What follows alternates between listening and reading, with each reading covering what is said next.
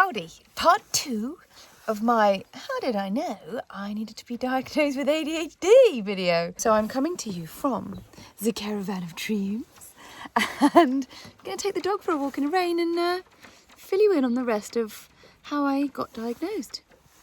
So I came home from the US, as I mentioned in my last video, having been made aware and flagged about all of the symptoms that I could be experiencing that I'd seen as disparate, separate things, parts of my personality, difficulties I was facing, increasing difficulties. Maybe it's been lockdown and COVID and my anxiety is just higher. Maybe I'm just not very good at functioning as a human anymore. Hey Bill, I think it's likely you might have ADHD. What do you think? I'm just going to chew a rock. Bye! Here's some of my favourites. Hi! You're on the YouTube. They're so blasé about it. I'm always filming them, so they're like, oh, she's come to film us again. Facebook was actually very helpful in trying to figure out where to go and where not to go. I firstly spoke to my GP and explained what I thought I raised. Is it early perimenopause? Could it be that? And at the same time, potentially, could I have ADHD? These are the things I believe to be symptoms that I've been managing.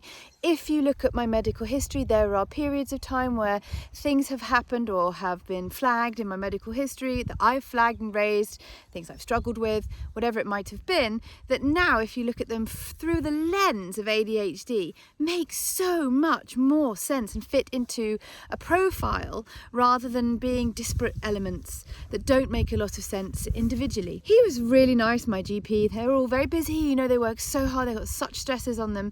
And he was very patient and he's a nice fella, and he said, yep, okay, I can see how that might fit.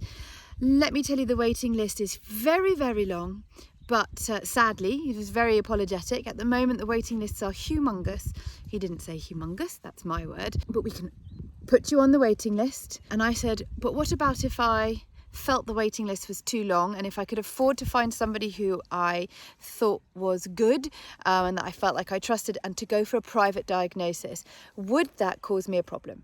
Because what I had read repeatedly on the web forums, on Reddit, on the Facebook groups, was that there was quite a significant issue that can happen if you go privately and then try to go back to your NHS GP. Would you like to tell me about your experience with ADHD? Yes, that's what I thought. I felt much the same, but everything's... Yes, I know, see? So much energy. I've got his lead here, by the way. He just allowed a little bit of freedom. Just having a wee sit down on a stile. The problem... Yes, mate. The problem that many people were reporting that they had found was that they would go to privately be diagnosed, and then when they contacted their GP to say, hi, I've been diagnosed privately by XYZ person in this clinic, and now they've recommended this medication, XYZ, Elvance, whatever it might be, can I get it through you? And some surgeries and some GPs, for some reasons, had said to them, sorry, we cannot honour that treatment plan because we didn't approve it beforehand. And we don't know that we approve that provider or that assessor. And we will put you on our waiting list, and you can go on that waiting list. And once you've been assessed by one of our psychiatrists and diagnosed, then of course we'll take over your prescription. Many people had found that they were financially really in a pickle because the medications are not cheap privately. So I made sure to speak to my GP first and say, if I were to go private, would you take over co-care? Which basically means that the private clinic, for me, it's called Psych UK, that they would assess me with their psychiatrist, they would diagnose me, and then they would give me a titration nurse who would oversee the titration period of the medication I was prescribed, increasing dosage gradually, assessing the effects on the body, on my heart rate, you know, my pulse, my weight, to make sure it wasn't adverse, mental reactions. And then once titration is complete, they then refer you back and you pay for another less expensive psychiatric evaluation where the psychiatrist basically says, how are you feeling? What's changed for you in this 8-week, 10-week, 12-week process of titration? When I finally got to titrate, do you think it's made a benefit? And then, she'll make an evaluation that I'm okay, that the medication is right. And then she'll write a letter, which she just has done the other day, to my GP saying, happy with this. You can take over co-care. My GP, having already approved it, will receive the letter and he'll start issuing my medication, so it's covered by the wonderful NHS. The one caveat is that you do get referred back to the psychiatrist privately for assessment once a year to check that everything's still in balance, everything feels okay, nothing needs tweaking, and then straight back to your GP. But you do pay for that. So I guess if you go on the really long waiting list, you don't have to factor that in. But for me, I was just so ready and I was in a real state and I really wanted some answers and clarity to move forward, and that was worth me dipping into my savings for. So I booked my assessment privately after my GP gave me the nod. I researched and I went with Psych UK, and then I was told previously even the private clinics are booked to the eyeballs. It will be so long, 9 months before you can get assessed, but I didn't have quite that experience. Let me keep moving a little bit. I just realised that in the little bit before, firstly I'd swapped hands on my video, so I was like looking over there at the wrong side of the camera.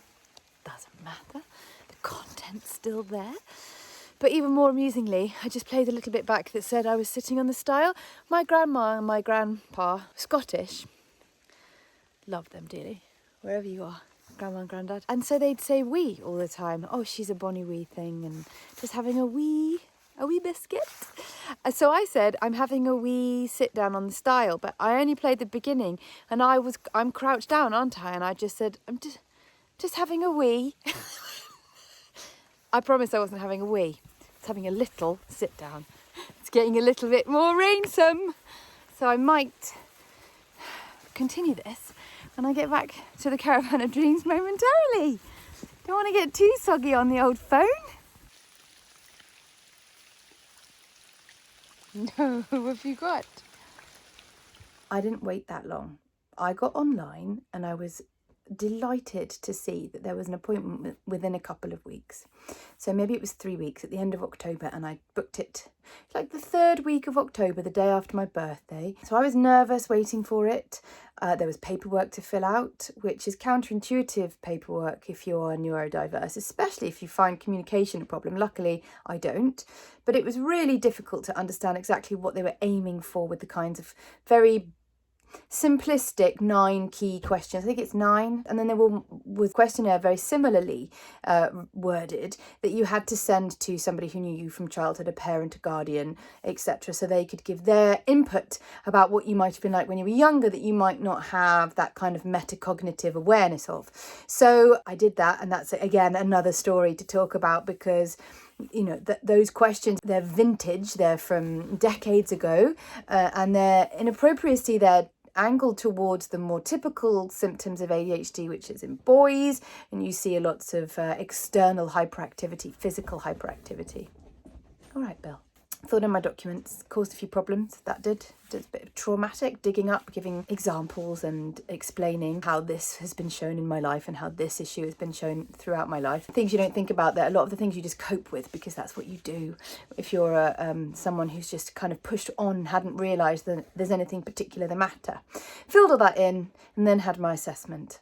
The assessment I was nervous about. It was online. It was about 90 minutes maybe. I'd given access to my NHS notes previously so that she could have a look and evaluate me. So I logged on, a little nervous, more than a little nervous, but very, very keen to figure out whether there was an answer that would join together the dots for lots of the things I was dealing with. Also, if I'm honest with myself, it was frightening, because if she said to me, no, you haven't got ADHD in my opinion, I would have kind of been devastated, because I had spent these weeks thinking, maybe this is it, maybe there's an answer. And if there's a diagnosis, potentially there's a pathway of management of the condition with medication or without. So if I was then told no, I guess that would just be catapulting me back into space of not knowing why I was finding something so hard. But at the end of the conversation, she said, yes, in my opinion, you definitely have ADHD. And then she told me that I would be put in touch with a titration nurse and the titration period would begin. Now, she was phenomenal, fabulous, absolutely incredible. Happy to give anyone her name if anybody wants it, because if you can get to see her, I just highly recommend her. I felt great after the diagnosis because I was like, wow, there's a reason, there's a thing that explains stuff. And that lasted for quite a little while, a few weeks. And then there was a bit of a difficult process until I came to terms with it all, which I'll discuss later. But it took months to be in touch with the titration nurse, and then finally maybe 4 months of gap of communications. Even privately, the waiting list is that long to go through titration and be put in touch with the nurse. Then I began my titration process, which has taken me 8 weeks, 10 weeks, maybe a little more, until now. So from realising I'd like to be diagnosed at the end of August, beginning of September, doing my research, booking an appointment at the end of September, which was for the 3rd week of October, diagnosis at the end of October, beginning titration end of February, to finishing titration 2 weeks ago, which would be the end of May.